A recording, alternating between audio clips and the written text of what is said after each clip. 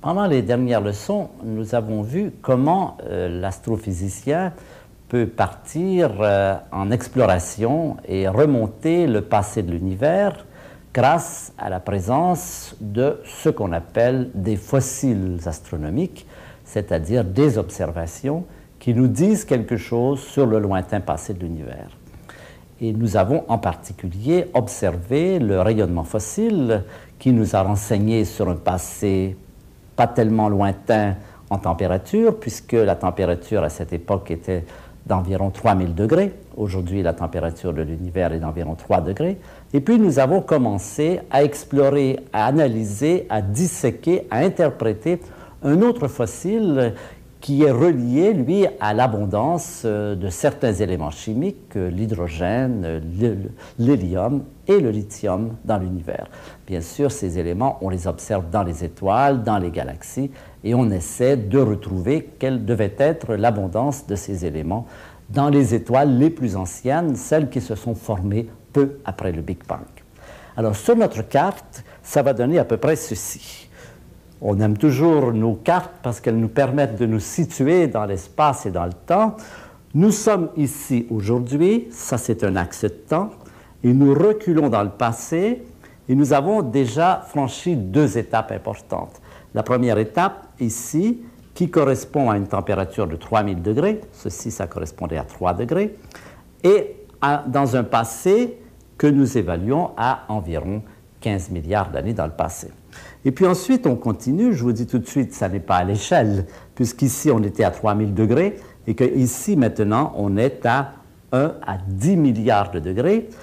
À cette température, l'univers a des réactions thermonucléaires. Il fait très chaud, les protons et les neutrons se capturent et se dissocient pour donner naissance à un certain nombre d'éléments qui sont donc l'hydrogène lourd, l'hélium 3, l'hélium 4 et le lithium 7.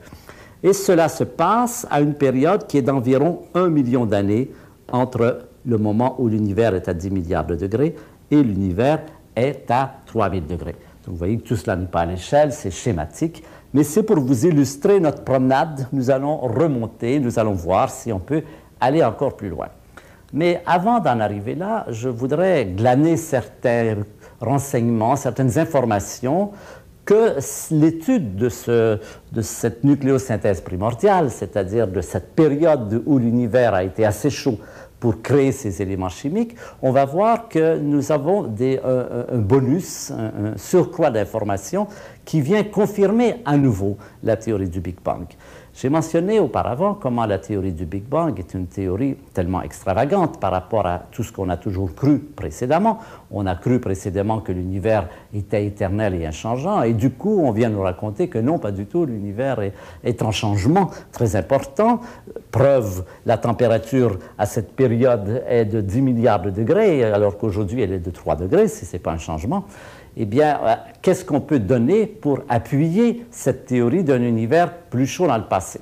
J'ai mentionné comment le rayonnement fossile en avait été une bonne confirmation. Je vais maintenant passer à une seconde preuve qui est arrivée tout récemment, c'est-à-dire une prédiction qui a été faite par cette théorie du Big Bang et prédiction qui a été magnifiquement confirmée par des expériences qui ont eu lieu très récemment au CERN à Genève dans le domaine de la physique des particules. Vous voyez comment ce qui est intéressant dans cette astrophysique, c'est que l'infiniment grand, comme on disait auparavant, l'extrêmement grand, les galaxies, les étoiles, ont des propriétés qui sont reliées à l'extrêmement petit, c'est-à-dire aux propriétés des particules élémentaires telles que nous les observons aujourd'hui, non pas au télescope, mais dans les accélérateurs. En d'autres mots, ce que nous observons au télescope a une incidence sur ce que nous pensons observer dans les accélérateurs via les théories de la physique. Et cette jonction entre la physique et l'astrophysique est une des données les plus fascinantes de notre époque. Les deux groupes, physiciens et astrophysiciens, travaillent la main dans la main et nous avons presque tous les ans des rencontres où nous mettons en commun nos nouvelles données, puisque ce que nous apprenons en astronomie intéresse les physiciens et ce que les physiciens détectent au laboratoire intéresse les astronomes, puisque les théories, la façon de penser l'astronomie est influencée par la façon de penser la physique des particules et vice-versa. Eh bien, je vais passer maintenant à un de ces chapitres les plus intéressants pour vous dire un peu ce que les physiciens pensent de comment la nature est faite, comment les particules sont faites. On a parlé tout à l'heure de différentes particules, on a parlé de l'électron, des quarks et des neutrinos. Et aujourd'hui, la vision contemporaine de l'univers, c'est ce que nous observons, les étoiles, les galaxies, le monde visible est essentiellement composé d'une famille qui a 4 membres importants. Alors, un de ces membres, c'est l'électron, bien sûr. L'autre membre, ce sont les quarks qui sont les composantes des protons et des neutrons. Et il y a, je vous ai dit, 2 types de quarks qui vont nous intéresser, le quark D et le quark U. Et aussi une 3e particule qui fait partie de l'ensemble, bien qu'elle soit plus évasive, on la voit moins, mais on sait qu'elle est présente, c'est le neutrino. Et donc, la famille des particules élémentaires contient 4 membres qui sont illustrés dans le diagramme ici, dans lequel vous voyez en haut les 2 premières lignes, là où c'est marqué première génération, en dessous du mot lepton, lepton ça veut dire léger, il y a électron et neutrino. Si vous regardez à droite, vous voyez qu'il y a les quarks, vous reconnaissez nos 2 quarks D et U, et il faut aussi dire que les quarks se présentent sous ce que nous appelons des couleurs. Évidemment, ce n'est pas des vraies couleurs, mais c'est une autre façon de les distinguer. Il y a des couleurs, il y a des quarks qu'on dit rouge, vert et bleu. Bon, on pourrait les appeler les quarks 1, 2, 3. C'est pour dire qu'il y a deux autres façons de classifier les quarks. Il y a les quarks D et U, mais on peut aussi les classifier par leur couleur. Il y a 3 variétés de quarks. Alors, ce qui s'appelle ici première génération, c'est ce que nous observons. Toute la matière que nous connaissons est faite essentiellement de ces 2 premières lignes.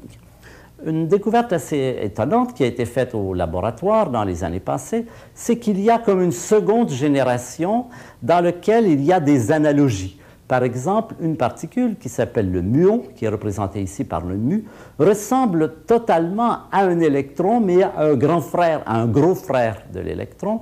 Le muon est environ 260 fois plus lourd que l'électron, mais c'est la seule différence. Autrement, il est tout à fait analogue.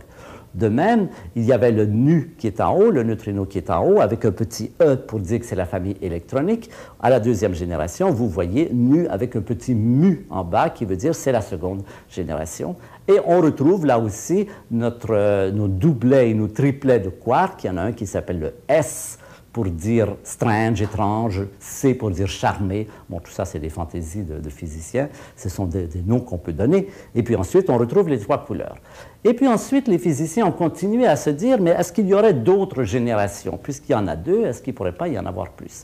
Et on a trouvé une 3e génération. Encore une fois, c'est répétitif. La particule tau que vous voyez là est comme un très gros frère du muon, qui est un gros frère de l'électron. Et on a aussi un neutrino tau qui est en analogie et placé de la même façon. Et puis ensuite, encore une fois, 2 quarks qui sont le quark B et T. Alors, il y en a qui disent c'est bottom et top, et d'autres beauty and truth. Bon, vous voyez qu'on a le choix. Et puis qui se trouvent aussi avoir 3 couleurs possibles.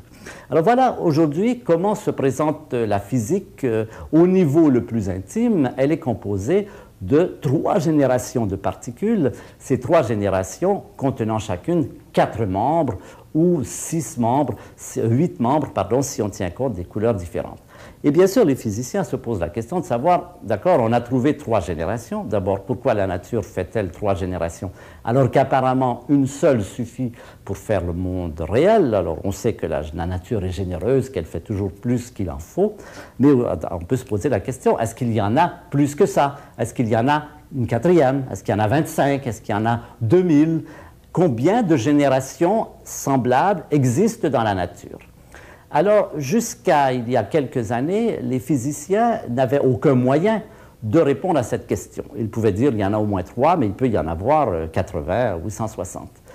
Par contre, l'astrophysique est, dans le cadre de la nucléosynthèse primordiale, c'est-à-dire dans le cadre que nous étudions maintenant de la formation des éléments hydrogène, hélium et lithium, on pouvait faire une prédiction à ce sujet. On pouvait dire on peut rendre compte de l'abondance relative des éléments deutérium, hydrogène, hélium 3, hélium 4, lithium 7, donc vous voyez, ça fait pas mal de mesures, à condition de penser, de faire l'hypothèse qu'il n'y a pas plus de 3 ou un maximum de 4 générations de particules.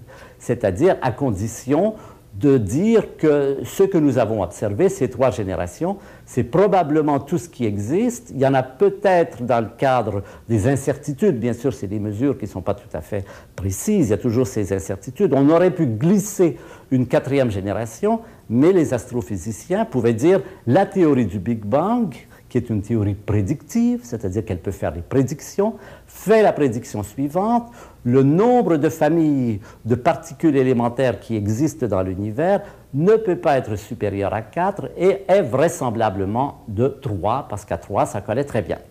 Eh bien, cette prédiction qui a été faite par les astrophysiciens il y a maintenant plus de 15 ans, a été magnifiquement confirmée par les mesures qui ont été faites au CERN sur les accélérateurs. Donc, ce n'est pas des mesures de télescope, c'est des mesures aux accélérateurs. Et aujourd'hui, nous avons la certitude, depuis 1 an ou 2, qu'il y a effectivement 3 générations et pas plus. Ben voilà encore une pierre de touche d'une bonne théorie. C'est la théorie qui peut dire, si j'ai raison, si ce que je prétends est correct, et en ce moment, ce qu'elle prétend, c'est que l'univers a été à au moins 10 milliards de degrés, eh bien, alors je peux dire quelque chose dans un domaine qui n'est pas le mien. Je peux dire quel est le nombre de particules élémentaires, le nombre de familles de particules élémentaires qui existent. Je peux dire que c'est 3 ou 4 maximum. Et cette confirmation étant venue au CERN, d'abord en 81 et puis l'an dernier en 89, grâce à l'entrée en opération de ce gigantesque accélérateur qui va en dessous de la France et de la Suisse, qui fait, si je me souviens bien, 48 km de circonférence, eh bien, les résultats de cet accélérateur ont confirmé avec une grande précision cette prédiction de la théorie de la nucléosynthèse primordiale, donc du Big Bang, c'est-à-dire qu'il y a effectivement 3 familles de particules et pas plus. Alors, cela ne répond pas, bien sûr, à la question de savoir pourquoi il y en a 3 plutôt que 2 plutôt que 1, pourquoi la nature s'est répétée. Ça, c'est des questions qui sont des questions ouvertes et que les physiciens des particules se posent aujourd'hui.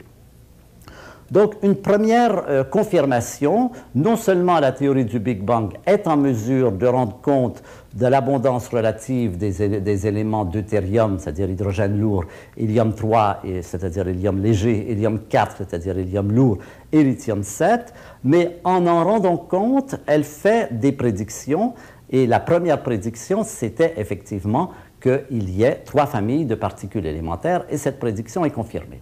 Il y a une deuxième prédiction dont je vais parler maintenant et qui va nous amener sur un sujet très important, c'est la question de la densité de l'univers et de l'avenir de l'univers.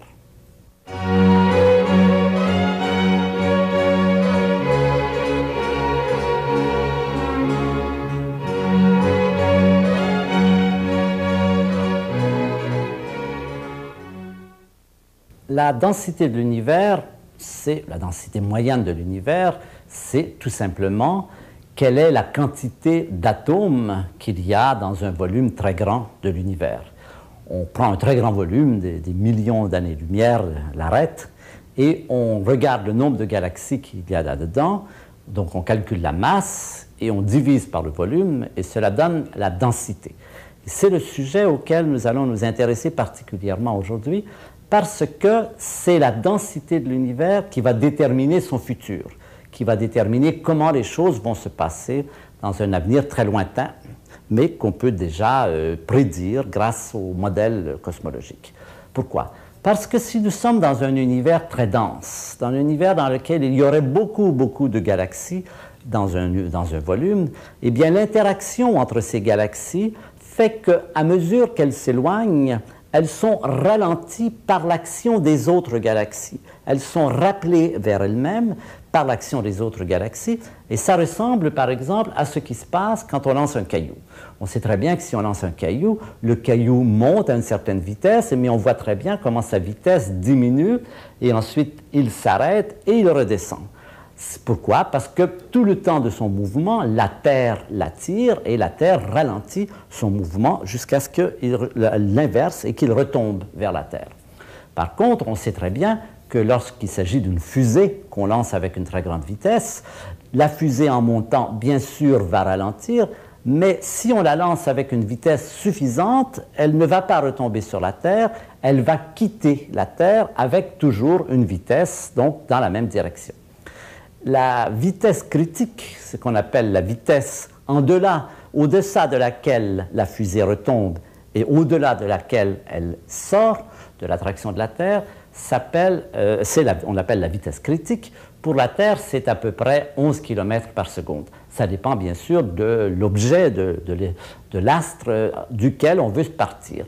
Pour la Lune, qui est plus petite, qui a un champ de gravité plus faible, c'est environ 2 km par seconde, tandis que si on voulait lancer une fusée du Soleil, par exemple, il faudrait compter 3000 km par seconde. Donc, cette notion du fait qu'un champ de gravité retarde le mouvement d'un corps, on la retrouve aussi dans le domaine des galaxies. Les galaxies s'éloignent les unes des autres, mais le champ de gravité moyen de toutes ces galaxies ralentit leur mouvement, et une question se pose de savoir si ce ralentissement est suffisant pour ramener les galaxies sur elles-mêmes, ou si au contraire, il n'est pas suffisant, si notre univers n'est pas assez massif, pas assez dense, eh bien les galaxies vont continuer indéfiniment. Alors, c'est très important, bien sûr, pour savoir quel va être l'avenir de l'univers, et on va d'abord définir ce qu'on appelle la densité critique. La densité critique, c'est celle qui est telle que si l'univers a une densité plus faible, il va s'étendre indéfiniment, il va se disperser indéfiniment et se refroidir indéfiniment, bien sûr, puisqu'on a vu qu'avec le mouvement de dispersion, il y a un refroidissement. Tandis que si elle a une densité plus grande que la densité critique, le champ de gravité produit par cette masse de matière, par cette densité de matière, est suffisant pour ramener les galaxies sur elles-mêmes après un certain temps.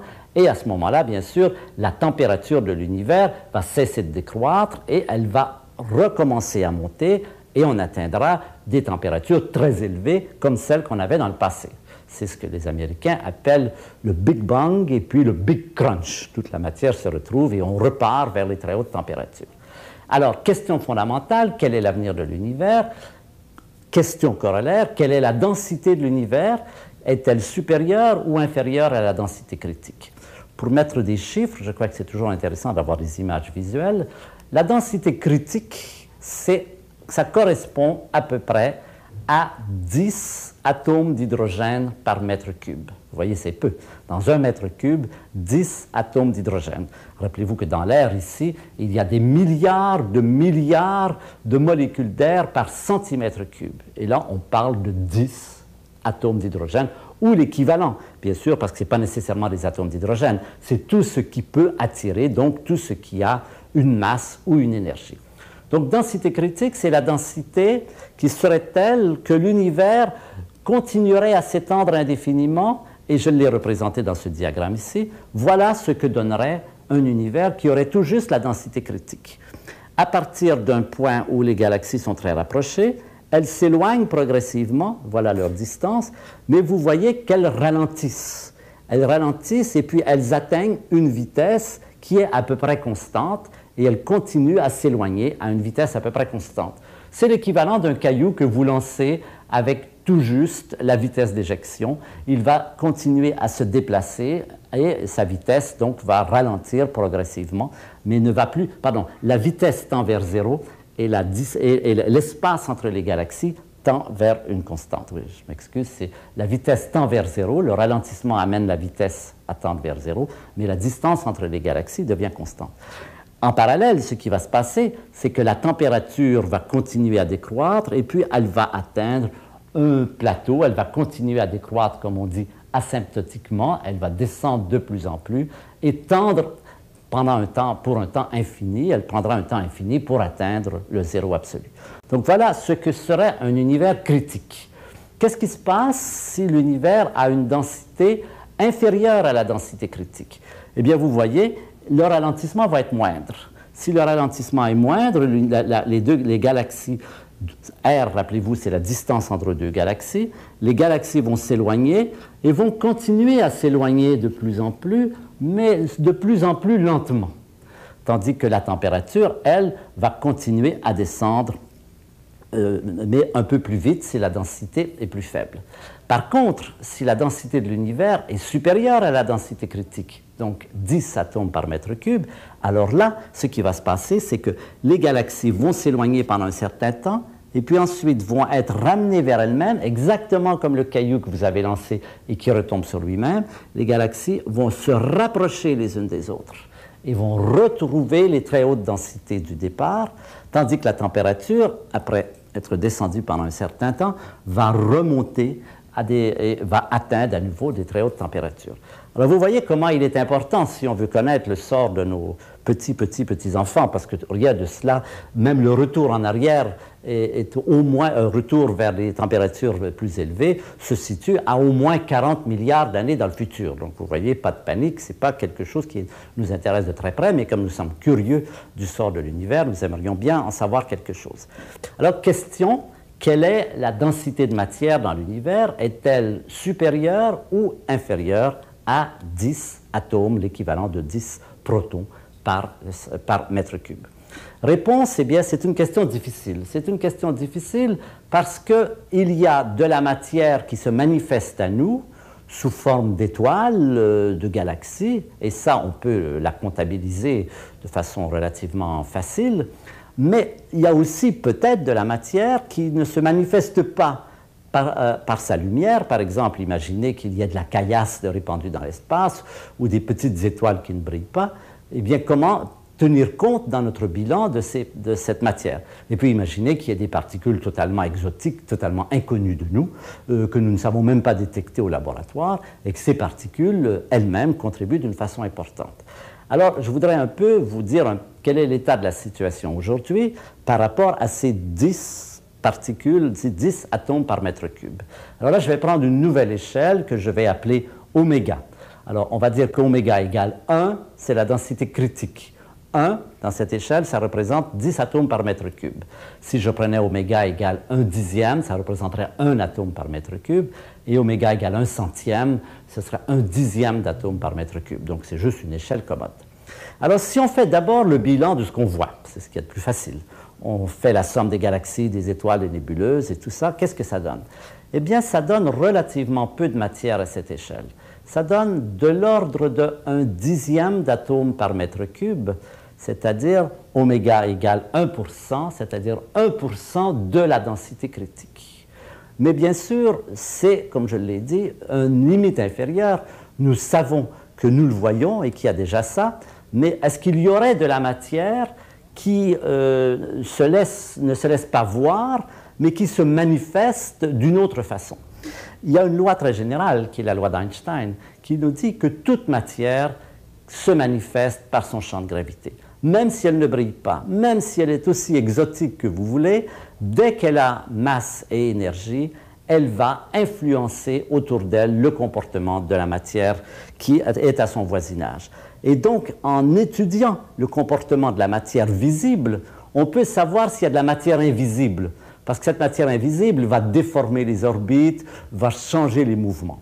Et ça, c'est une des premières avenues pour étudier précisément cette question de la matière noire. On appelle la matière noire la matière manquante, parce que vous allez voir qu'il en manque beaucoup et que nous sommes dans une situation assez grave sur ce plan. C'est ce que je vais essayer de vous décrire. Pour illustrer le problème, nous allons momentanément quitter le monde des galaxies et revenir dans notre système solaire et regarder le mouvement des planètes autour du Soleil. La courbe de rotation des planètes, c'est la courbe qui nous dit quelle est la vitesse des planètes en fonction de la distance de ces planètes au Soleil. Je l'ai présenté ici. Imaginez que sur cet axe, il y a le Soleil. Là, la distance des planètes, il y a Mercure, Vénus, la Terre, Jupiter, Saturne, etc. Et là, la vitesse de rotation. Mercure, c'est environ 40 km par seconde. Et on voit que plus on s'éloigne du Soleil, plus les vitesses sont petites. Quand on arrive ici, c'est des vitesses qui sont inférieures au kilomètre par seconde. Cela, c'est simplement l'expression du fait que plus on est loin de la masse centrale, plus le champ de gravité du Soleil se fait faiblement sentir, parce que le champ de gravité décroît avec le carré de la distance. Donc la force de gravité sur Pluton est beaucoup plus faible que la force de gravité sur Mercure. et la force centrifuge que ces planètes doivent arriver à acquérir, ont acquise dans le passé pour rester en orbite stable, évidemment, est beaucoup plus faible. Alors voilà quelque chose de tout à fait clair, tout à fait connu, et qui illustre bien ce phénomène de l'influence du champ de gravité d'un corps sur la vitesse des corps qui l'entourent. Eh bien, c'est à partir d'un exemple semblable que nous allons mettre en évidence l'existence de matière manquante, c'est-à-dire du fait qu'il y a plus de matière que nous en voyons. Nous allons maintenant considérer notre galaxie. Notre galaxie, ceci maintenant c'est le centre de la galaxie, et là on s'éloigne dans la galaxie jusqu'à la périphérie de la galaxie, jusque là où on voit encore des étoiles. Et nous allons faire la même chose, nous allons prendre la vitesse de rotation de ces étoiles autour du centre de la galaxie en fonction de la distance. Ce ne sera pas tout à fait semblable au début, bien sûr, parce que dans le cas du système solaire, le Soleil étant tellement plus gros que les planètes, toute la masse est concentrée au centre. Dans le cas de la galaxie, non. La matière est dispersée un peu plus, de sorte qu'au début, la vitesse va monter progressivement. Arrivée à une certaine distance, elle va atteindre 200 km par seconde, c'est à peu près les vitesses que l'on trouve dans la galaxie. Et puis, si maintenant on faisait le calcul de ce que devrait être la vitesse de rotation des étoiles à partir de la masse visible des étoiles dans la galaxie, de même qu'on a pu faire la courbe de rotation des planètes à partir de la masse connue du Soleil, on trouverait quelque chose qui monterait ici et qui descendrait ici rapidement. Pour la même raison, plus on s'éloigne, plus on est loin de la majorité des étoiles de la galaxie, donc plus le champ de gravité devrait être faible.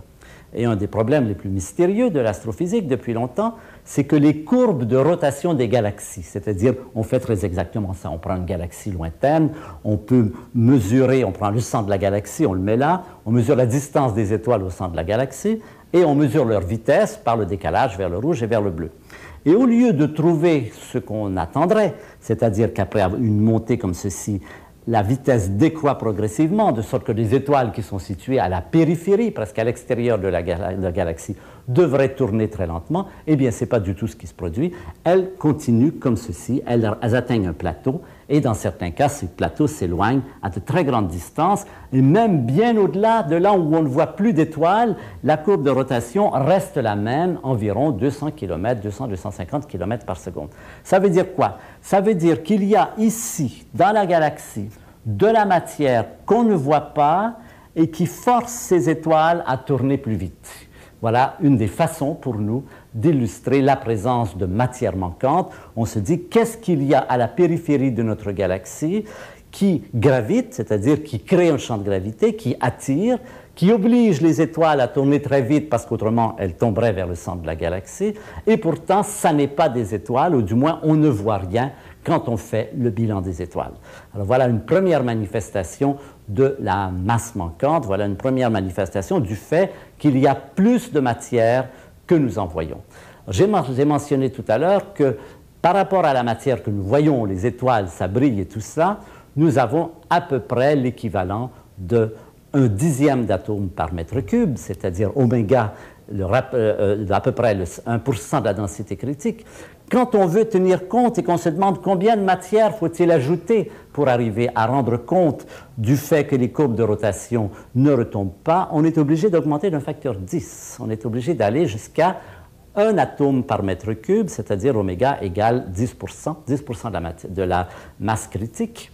Et la question se pose, de quelle nature est cette matière qui est 10 fois supérieure en masse, qui représente 10 fois plus de matière que la matière visible, la matière électronique qui brille, celle que nous connaissons. Quelle est sa nature? Et c'est là un des problèmes fondamentaux de la cosmologie contemporaine.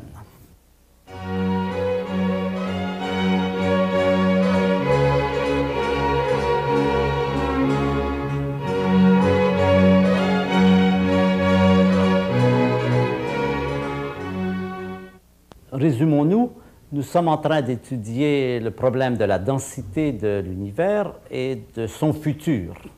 Et on a maintenant 2 nombres intéressants. Le premier nombre, c'est la densité de matière visible qui se manifeste par la lumière.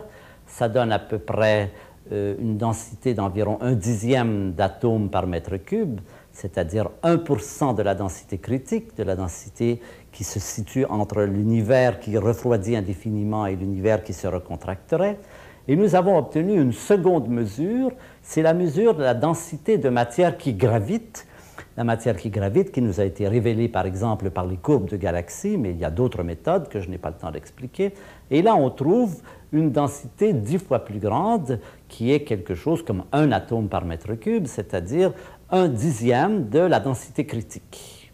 Alors c'est là que la nucléosynthèse primordiale revient, parce qu'elle va aussi nous donner un renseignement. Elle va nous dire quelle est la densité de protons et de neutrons, c'est-à-dire de noyaux, c'est-à-dire de matière ordinaire qui existe dans l'univers. Je vous rappelle que le problème de la nucléosynthèse primordiale, c'était de rendre compte de l'abondance relative des éléments hydrogène, deutérium, hélium-3, hélium-4, lithium-7. On a vu que la théorie peut en rendre compte à condition de fixer 2 éléments. Le premier, c'était le nombre de familles de particules qui existent dans l'univers, et la théorie a dit c'est 3 ou 4, et cela a été magnifiquement confirmé par les observations aux accélérateurs, les expériences aux accélérateurs, mais elle a aussi besoin de déterminer, de fixer quelle est la densité de nucléons, c'est-à-dire de matière ordinaire. Et la théorie, là, dit, je peux expliquer l'abondance de ces éléments si la densité d'atomes est d'à peu près 1/10 de la densité critique, c'est-à-dire quelque chose qui colle bien avec la densité de matière gravitante. En fait, il y a des incertitudes et on ne peut pas très bien savoir si c'est 1/10 ou un peu plus ou un peu moins, mais en tout cas, c'est supérieur à la densité de matière visible, et ça, c'est réconfortant, parce que si on avait trouvé que la densité de matière nucléonique d'atomes était inférieure à la densité de matière visible, on aurait eu des problèmes, parce qu'on sait bien que la matière visible, elle est faite d'atomes, la physique atomique, l'émission des photons, donc elle est supérieure à la densité de matière visible, et elle est à peu près comparable à la densité de matière gravitante de celle qui se manifeste par les courbes de rotation de galaxies. Alors, je crois que les meilleures données maintenant que nous ayons sur le futur de l'univers, ils sont donnés par le fait que nous avons une relativement bonne estimation, mais qui est sujette à caution, parce qu'il y a d'autres éléments qu'on ne connaît pas. Tout cela, pour l'instant, reste relativement préliminaire. Je dirais, si on devait donner un rapport aujourd'hui de ce que nous pouvons penser de l'avenir de l'univers, c'est que, sa densité semble inférieure à la densité critique par environ un facteur 10, et 2, cela donne pour l'avenir de l'univers quelque chose à peu près comme ceci. On retrouve notre diagramme, le temps et la distance entre les galaxies. Vous voyez comment la distance croît et ralentit sa croissance, c'est-à-dire que les galaxies s'éloignent toujours, mais il y a des vitesses qui décroissent, mais cette vitesse ne va pas tendre vers une valeur nulle, comme dans le cas où on aurait eu exactement la densité critique. Elle va continuer à une certaine vitesse, et la température va continuer à se refroidir. Alors, c'est l'équivalent en termes de fusée d'une fusée qui a une vitesse supérieure à la vitesse d'éjection de la Terre. Elle sort de l'attraction de la Terre et elle continue avec une vitesse qui ne tend pas vers zéro, mais qui diminue, mais qui ne tend pas vers zéro. Cela veut dire que si cela est confirmé, et encore une fois, il faut être prudent, ces données ne sont pas définitives, il y a des recoupements qui ne se font pas très bien, il pourrait y avoir des changements, mais aujourd'hui, je pense qu'on peut dire que la mesure de la densité de nucléons, qui colle relativement bien avec la mesure de la densité de matière gravitante, qui est à peu près 10 fois supérieure à la densité de matière visible, donc il y a le problème là, de la masse manquante ou de la matière manquante. Cette densité nous permet de prévoir un univers qui ne va pas se refroidir éventuellement, se réchauffer éventuellement, et que nous ne sommes pas dans cette situation-ci. Voilà quelle aurait été la situation si l'univers avait eu une densité supérieure à 10 atomes par mètre cube. Nous aurions eu d'une part des galaxies qui s'éloignent pendant un certain temps et qui après ça finissent par se rapprocher, et une température qui décroît pendant un certain temps et qui ensuite se remet à augmenter. Alors, question intéressante un petit peu pour les spécialistes, ceux qui ne sont pas familiers, vous n'êtes pas obligés d'écouter pour quelques minutes. Cela nous donne un renseignement sur ce que nous appelons la géométrie de l'univers, c'est-à-dire la topologie de l'univers. Notre univers, nous le décrivons par un espace-temps, et une des questions fondamentales qui se pose dans le cadre de la relativité, c'est est-ce que cet espace-temps est courbe ou s'il est plan? Eh bien, on peut montrer que cette géométrie de l'univers est reliée à la densité critique. Si l'univers a la densité critique, alors l'espace-temps est plan. Plan, ça veut dire géométrie plane, ça veut dire, comme au sens d'Euclide, les parallèles ne se rencontrent jamais. Si l'univers a une densité qui est plus faible que la densité critique, il a une géométrie de type selle de cheval. Alors voilà ce qui se passe dans un univers dont la densité est inférieure à la densité critique. L'espace-temps, attention, il ne s'agit pas de l'espace, on fait une analogie ici avec une surface dans un univers à 3 dimensions. C'est un peu plus général, c'est l'espace-temps, donc un univers à 4 dimensions, un espace à 4 dimensions. Si la densité est inférieure à la densité critique, il a cette topologie en selle de cheval, c'est-à-dire qu'il y a une courbure comme ceci, et que si vous regardez dans l'autre sens, la courbure est comme cela. Il y a une courbure comme cela, et la courbure dans l'autre sens est comme cela. Par contre, si l'univers a la densité supérieure à la densité critique, alors il a une topologie, il a une courbure qui est de type sphère.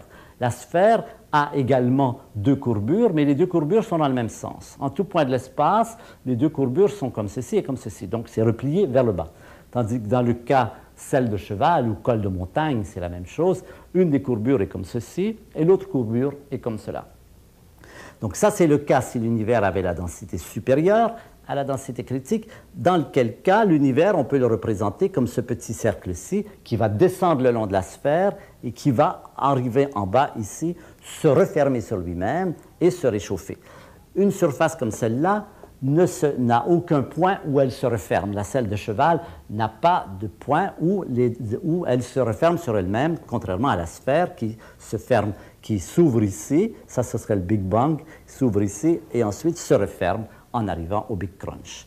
Eh bien, en parallèle avec ce que j'ai dit tout à l'heure, la conclusion que l'on peut apporter, c'est qu'il semble bien, mais ça n'est pas définitif, que la densité de l'univers soit inférieure à la densité critique, donc que la courbure de l'espace soit de type selle de cheval, courbure négative, ou col de montagne. Alors, cela va être important parce que ce qu'on va plus tard reprendre cette question et montrer que dans le passé lointain de l'univers n'avait pas cette courbure. Il se courbe progressivement avec le temps, mais quand on remonte dans le passé, on arrive à un univers extraordinairement plan avec une précision fantastique. Et la planitude, certains disent la platitude, mais je crois que ce n'est pas tout à fait approprié, la planitude de l'univers des premiers temps est un problème. Comment se fait-il que l'univers, dans les tout premiers temps, ait été si extraordinairement plan? C'est une question à laquelle nous reviendrons un peu plus tard.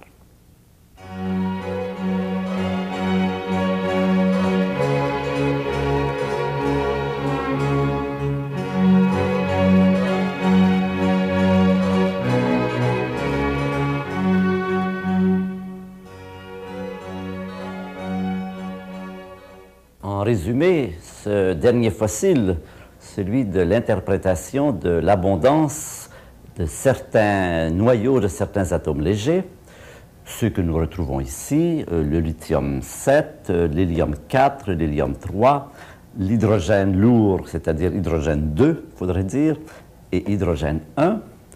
En termes de réactions nucléaires impliquant des protons et des neutrons, dans la période où l'univers était encore très chaud, on a parlé de 10 milliards, ça se passe quelque part entre 10 milliards et 1 milliard de degrés. Cette interprétation, non seulement nous a permis de confirmer la théorie du Big Bang, puisque les abondances observées collent bien avec les abondances calculées, mais aussi nous avons glané quelques renseignements d'une très grande importance pour la physique et l'astrophysique. Le premier renseignement, c'est en rapport avec le nombre de familles de particules élémentaires, le nombre de générations. Vous avez au tableau les 3 grandes familles de particules élémentaires avec leurs composantes, électrons, neutrinos, et puis ensuite les quarks de différentes couleurs. Et j'ai mentionné comment la physique des particules élémentaires jusqu'aux années 1980 était incapable de prévoir si, quand on avait découvert ces trois familles, on avait fait le tour, on avait épuisé la liste, est-ce qu'il y avait d'autres familles? Et l'astrophysique disait que si on voulait pouvoir expliquer l'abondance de ces éléments en termes de réaction nucléaire pendant les premières secondes, les premières minutes de l'univers, eh bien, il fallait qu'il n'y ait pas plus d'une famille supplémentaire et de préférence qu'il n'y en ait pas d'autres. Et une des grandes confirmations de la théorie du Big Bang, c'est quand on a montré d'abord en 81 et ensuite confirmé vers 89 qu'il y a effectivement trois familles et pas plus.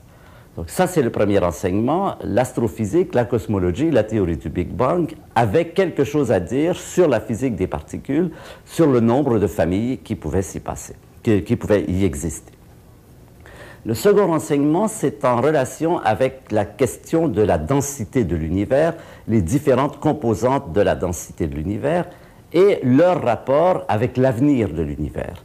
Dans la diapositive suivante, je vous présente une partie du ciel, une fraction du ciel à grande échelle. Là, vous avez des galaxies et vous avez de l'espace entre ces galaxies où c'est noir. Eh bien, dans ces galaxies, si on veut définir la densité de l'univers, on peut définir d'abord la densité lumineuse. C'est la densité, c'est la quantité de matière qu'il y a dans une grande boîte dans laquelle il y a plusieurs galaxies. Et donc, j'ai mentionné que cette densité lumineuse était de l'ordre de 1/10 de particules par mètre cube, c'est-à-dire par rapport à la densité critique, celle au-delà de laquelle l'univers serait amené à se replier sur lui-même et en deçà de laquelle, au contraire, il s'étend indéfiniment. La densité lumineuse représente une quantité d'environ 1/100 de la densité critique. J'ai mentionné aussi qu'il y avait une autre façon de déterminer la densité de l'univers, la quantité de matière dans l'univers, parce que bien sûr, certaines matières peut-être ne brillent pas, et donc il faut essayer de la détecter, de percevoir la présence par d'autres effets, et nous savons que toujours la matière, quelle que soit sa nature, quelle que soit sa composition, gravite, c'est-à-dire crée un champ de gravité autour d'elle. Et donc, on peut déceler la présence de matière même invisible, ce sera le cas pour les trous noirs, par exemple, simplement parce qu'ils déforment le champ de l'espace autour d'eux, ils créent un champ de gravité très important qui va avoir des effets sur de la matière visible. C'est donc indirectement, grâce à la matière visible, qu'on pourra voir la présence, qu'on pourra détecter la présence de matière non visible. Et j'ai donné l'exemple des courbes de rotation de galaxies, comment il se fait que les courbes de rotation, c'est-à-dire la vitesse de rotation des étoiles autour du centre de la galaxie, restent à peu près la même sur des distances très grandes, même quand il y a plus de matière visible. On est donc obligé de faire appel à de la matière invisible. Et quand on fait le bilan, on trouve une quantité de matière qui est de l'ordre de 10% de la densité critique, c'est-à-dire environ 1 atome par mètre cube. Et c'est vraisemblablement la densité de matière qu'il y a dans l'univers. Et c'était intéressant de comparer ensuite ces deux fenêtres, la quantité de matière lumineuse qui est un centième de la densité critique, la densité de matière gravitante qui est d'1/10, la nucléosynthèse, c'est-à-dire la théorie de l'explication, du calcul qui tend à rendre compte de l'abondance de ces éléments, et il y a 4 éléments différents, lithium-7, hélium-4, hélium-3, deutérium, c'est-à-dire il y a 4 mesures, permettent de déterminer également quelle est la densité de nucléons, de protons et de neutrons dans l'univers, qui va arriver à expliquer ces abondances d'une façon compatible. Et là, on trouvait un résultat extrêmement intéressant. A priori, on aurait pu trouver n'importe quoi. Il n'y a pas de rapport a priori entre ces différentes quantités. On a trouvé effectivement que la densité de nucléons devait également correspondre à environ 1 atome par mètre cube, peut-être un peu moins, qu'elle se trouvait bien située entre la matière visible, qui est d'1/10 d'atome par mètre cube, et la matière gravitante, qui est de 1, peut-être 2 atomes par mètre cube. Alors cela pose la question fort intéressante de savoir de quoi est composée, par exemple, la matière qui n'est pas visible. La matière qui n'est pas visible, rappelez-vous que la matière visible ne représente que 1% et la matière gravitante 10%. Alors c'est le problème, un des problèmes les plus actuels de l'astrophysique aujourd'hui, c'est ce que nous appelons le problème de la masse manquante. Alors là, il faut faire attention parce que ce mot masse manquante est utilisé dans deux sens différents et cela prête beaucoup à confusion. Un sens qui est légitime et un autre qui est plus spéculatif. Le sens légitime, c'est celui dont je viens de parler. Il y a environ 10 fois plus de matière gravitante que de matière lumineuse. Quelle est la nature de cette matière gravitante mais non lumineuse? Il peut s'agir bien sûr d'étoiles très faibles, il peut s'agir de planètes en très grand nombre, même de caillasses qui seraient répandues dans l'espace, même de poussière, d'objets solides de toutes dimensions. Bien sûr, cela ne brillerait pas et cela pourtant contribuerait au champ de gravité. Pourtant, quand on essaie d'étudier la question avec plus de précision, quand on essaie de montrer, de chercher quelle est la nature de cette matière, quand on prend un objet précis, par exemple les étoiles faibles, on se rend compte que par d'autres types d'observations indirectes, ça ne marche pas. Et chaque fois qu'on a essayé un objet précis, des Jupiters, des astéroïdes, des caillasses, chaque fois il y avait des problèmes importants venant d'autres directions, d'autres parties de l'astrophysique, et ça ne marche pas très bien. On a été amené alors à considérer la possibilité qu'il s'agisse de matières exotiques, c'est-à-dire de particules qui ne sont pas inscrites dans la liste que je vous ai présentée tout à l'heure, qui ne sont pas des électrons, des neutrinos, des quarks, mais peut-être d'autres types de particules. A priori, on ne sait pas, on n'est pas du tout certain d'avoir épuisé toute l'immense variété des espèces, des familles de particules. Il peut y avoir des espèces qui ne sont pas du tout dans cette classification. Et la physique contemporaine en a inventé beaucoup. Les théoriciens sont toujours très imaginatifs et ils ont inventé des quantités de particules qui sont comme des sœurs jumelles des autres particules. Par exemple, au photon, on a associé le photino. À l'électron, on a associé ce qu'on appelle le sélectron avec un S au début. On a associé comme ça beaucoup de particules qui sont des êtres théoriques. Pour l'instant, bien sûr, on ne les a pas détectés, mais qui pourraient arriver à résoudre certains problèmes de la physique des particules élémentaires. Et ce serait évidemment intéressant de montrer qu'il y a une particule qui à la fois résout certains problèmes des particules élémentaires et peut rendre compte de ce 90% de la matière manquante. Jusqu'ici, ça a été des échecs répétés, rien ne marche. On a aussi étudié le problème du neutrino, par exemple. On s'est dit, peut-être les neutrinos sont-ils massifs, peut-être les neutrinos ont-ils suffisamment de masse pour arriver à combler ce déficit. Et là aussi, quand on a regardé de près, ça ne marche pas bien. Tout ça est dans un état de confusion très grande en ce moment et on ne sait vraiment pas, on ne sait pas, il n'y a pas de réponse valable à la question de quoi est composé 90% de la matière de l'univers. C'est quand même extraordinaire et c'est quand même une leçon d'humilité, je pense, pour les astronomes. Tout ce que nous connaissons, étoiles, galaxies et tout ça, ne représente au total que 10% de la matière de l'univers. Il y en a 90% dont nous ne savons rien dire, sinon que ça gravite, sinon que ça crée un champ de gravité, mais nous ne connaissons rien de sa nature. Est-ce que c'est chargé? Quelle sorte de charge? Quelle sorte de masse? Quelle est la constitution physique? S'agit-il de matière composée de nucléons mais qui ne brillent pas, ou au contraire composée de particules totalement différentes de ce que nous connaissons? Nous n'en savons rien du tout et c'est un des grands mystères, un des grands problèmes de l'astrophysique contemporaine. Alors, j'ai dit donc qu'il y avait cette fraction de matière qu'on appelle la masse manquante, et j'ai dit que le mot masse manquante était quelquefois utilisé dans un autre contexte, qui celui-là est moins justifié. Alors, le contexte qui est justifié, c'est la différence entre 1% de la densité critique et 10%. 1% matière lumineuse, 10% matière gravitante. Cette différence entre les deux, est, elle, à expliquer, et en ce sens, on peut de façon légitime parler de matière manquante. Dans la littérature, on l'emploie souvent pour parler de la différence entre 10% et 100%, entre une densité qui serait de 1/10 de la densité critique et la densité critique elle-même. Pourquoi est-ce qu'on pense qu'il y a quelque chose là?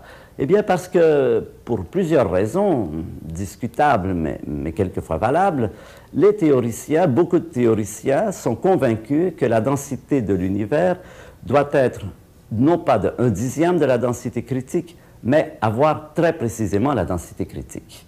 Sur quelle base? Bon, il y a d'abord une base esthétique, évidemment. Ça ferait bien si l'univers avait tout juste la densité critique. Bon, c'est une raison qui est très discutable, disons. Mais il y a d'autres raisons qui sont en relation avec un certain nombre de problèmes que l'on rencontre aujourd'hui en astrophysique et dont nous allons parler à la prochaine leçon.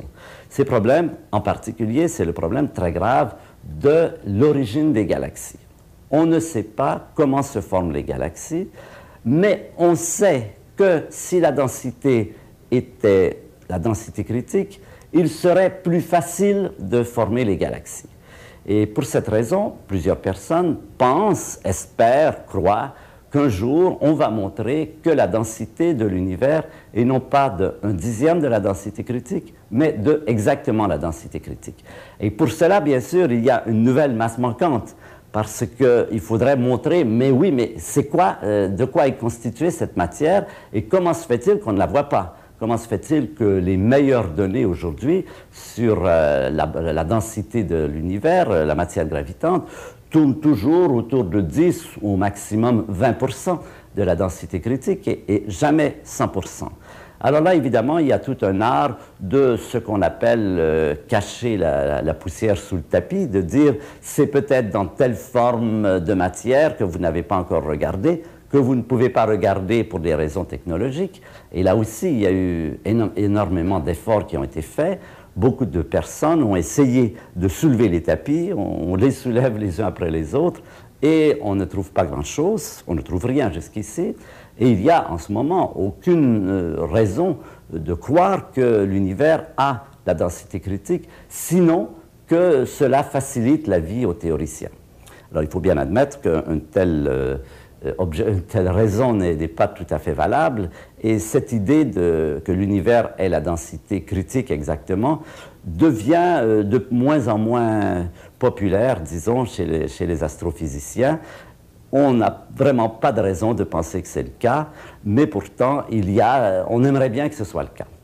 Alors voilà donc le second gain de la nucléosynthèse primordiale. On a appris effectivement que l'étude des abondances relatives de ces éléments nous donne une mesure de la densité de matière sous forme de nucléons à comparer à la densité de matière observée par son champ de gravité, et cela donne une densité de matière nucléonique qui est tout à fait comparable à ce qu'on observe quand on évalue la densité de matière qui gravite. Alors tout ça, c'est assez encourageant, bien sûr.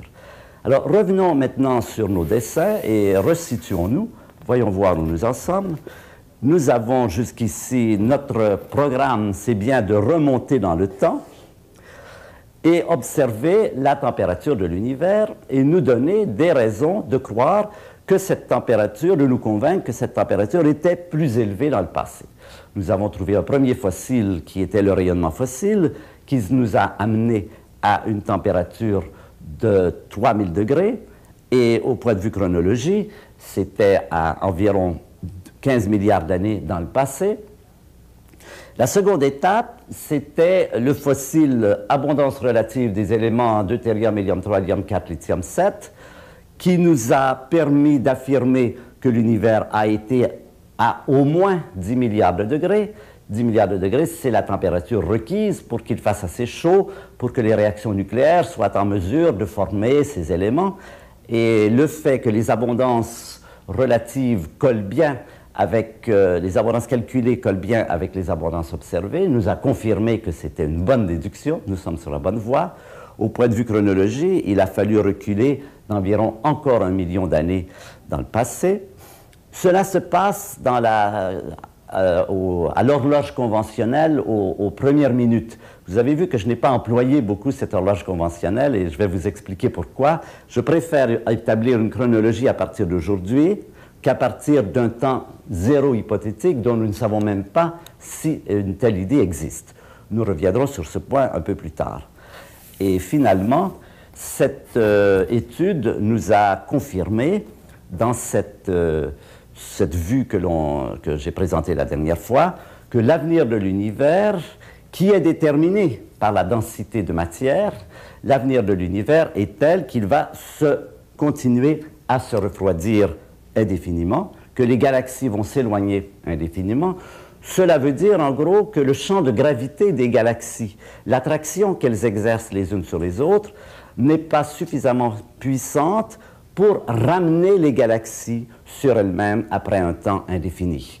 C'est l'analogue du caillou qu'on a lancé et qui a une vitesse qui est un petit peu supérieure à la vitesse d'éjection, de sorte que le caillou va s'échapper de la Terre, ne va jamais retomber sur la Terre, mais va aller à une vitesse qui va décroître progressivement sans jamais retomber sur la Terre. Alors, de même que la Terre a un champ de gravité et qu'elle ralentit les cailloux qu'on lance, de même l'univers a un champ de gravité qui est dû à toutes ces galaxies. Il ralentit la vitesse des galaxies quand elles veulent s'éloigner, mais les meilleures mesures nous disent que ce champ de galaxies n'est pas suffisant pour ramener les galaxies sur elles-mêmes dans une grande explosion finale qui aurait été l'analogue de l'explosion initiale.